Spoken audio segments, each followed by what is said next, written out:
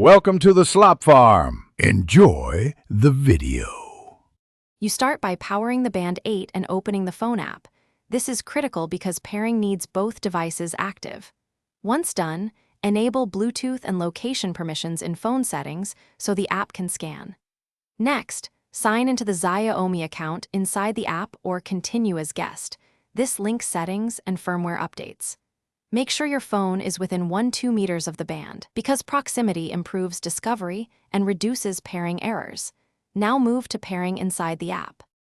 Now you tap Devices, choose Add Device, and pick Band 8. The app searches because it uses BLE scanning to locate the band. When the band appears, grant any remaining permissions the app requests so connections and notifications work properly. You'll see a confirmation prompt or a matching code on the band.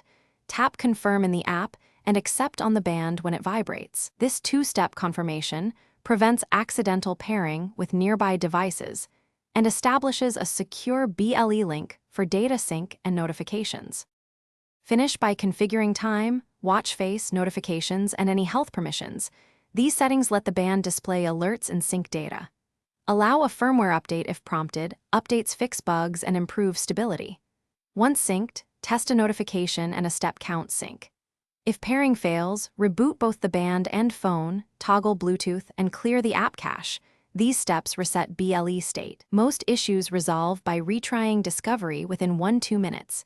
If problems persist, try a factory. Thanks for watching. Consider subscribing if we helped you today.